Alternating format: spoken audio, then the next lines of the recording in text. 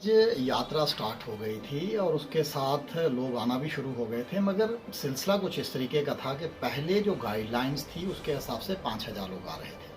मगर उसके बाद उसको भी घटा के जब 2,000 किया गया और 2,000 में भी आलम ये था कि 100 आदमी आउटसाइड स्टेट के रखे गए थे और बाकी 1,900 आदमी विद इन स्टेट के थे। और जब 2-3 दिन का हमने ट्रेंड देखा तो एक दिन 350 के करीब आए, दूसरे दिन मतलब 365 के करीब, और फिर इसी के बीच चल रहा था। तो उन परिस्थितियों में ये बहुत ज़रूरी बन जाता था कि एक श्राइन बोर्ड जो इस पूरे इंस्टीट्यूशन को चलाता है उनके साथ एक मीटिंग की जाए और जो जो चीज़ें हैं उनके नॉलेज में लाई जाए। तो हमने 4-5 चीज़ें जो हैं वो उनके नॉलेज में लाई हैं और उन्होंने डिस्ट्रिक्ट एडमिनिस्ट्रेशन के साथ बात करके उसी वक्त उनके फैसले किए हैं और मुझे लगता है कि बहुत अच्छा जो है वो लोगों के लिए चीज़ें आने वाली हैं। पहले नंबर तो जो विद इन स्टेट से जो लोग आ रहे थे उनको तो कोविड टेस्ट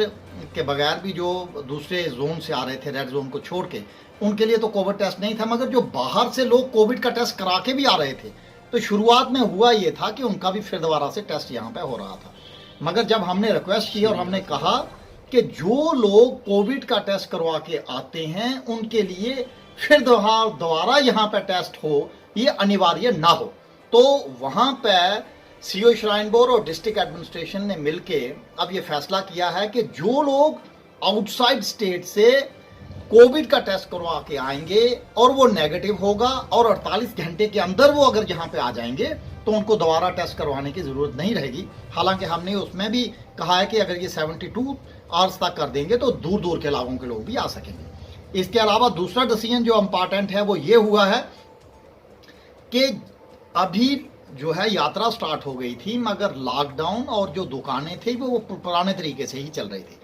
मगर सीओ श्राइन बोर्ड और डिस्ट्रिक्ट एडमिनिस्ट्रेशन डीसी साहिबा दोनों ने मिलकर एक बहुत अच्छा डिसीजन लिया है और हम उन्हें सैल्यूट करते हैं। और उन्होंने कहा है कि अब जिस तरीके से यात्रा चलेगी उसी तरीके से दुकानें खुला करेंगी, कोई लॉकडाउन नहीं होगा, ताकि यात्रियों को कन्वीनियंस जो है वो पूरी रहे। और ये एक बड़ा अहम और इम्पॉर्टेंट डिसीजन ये रहा है। तीसरा, लैक ऑफ कोऑर्डिनेशन। आज लखनपुर में, मूरी चेक पोस्ट में, रास्ते में एक कोऑर्डिनेशन गैप बहुत बड़ा बन रहा हुआ था और जिस वजह से बहुत प्रॉब्लम हो रही थी। तो हमने कहा कि एक आदमी जो आउटसाइड स्टेट से आ रहा है तो उसको ये कोऑर्डिनेशन गैप नहीं होना चाहिए। तो सीओ श्राइन बोर्ड ने डिविजनल कमिश्नर साहब से, डीसी साहब से, हर एक से बात की है और हम समझते हैं कि आने वाले दिनों में अब ये कोऑर्डिनेशन गैप जो है खत्म होगा। चौथा जो बहुत इंपॉर्टेंट डिसीजन था वो ये था कि हमारा मानना ये था कि अगर 250 आदमी सिर्फ विद इन स्टेट आ रहे हैं तो आप, जब आपने इस चीज को मान ही लिया है, अब अलाउ कर लिया है कि जो लोग कोविड का टेस्ट करवा के आएंगे और वो नेगेटिव होंगे और उनको आप अब अलाउ कर रहे हैं, तो आप फिगर को अनलिमिटेड कर दें। क्योंकि अगर एक आदमी नेगेटिव है, हमारे पूरे हिंदुस्तान में 4 से 5 लाख के करीब कोविड के टेस्ट हो रहे हैं, और अगर नेगेटिव कोई आदमी आता है और उसमें से अगर 1% भी उस 4-5 लाख में से आए तो इधर 4-5 हजार यात्रु डेली आ सकते हैं इनिशियल फेज में। तो और सारे अगर नेगेटिव ऊपर जाते हैं तो फिर टेंशन कहाँ है। तो सीओ श्राइन बोर्ड ने इसमें भी बड़ी जनी पॉजिटिविटी दिखाई है और उन्होंने कहा है कि मैं भी ऊपर चीफ सेक्रेटरी साहब और लेफ्टिनेंट गवर्नर साहब से बात करूंगा,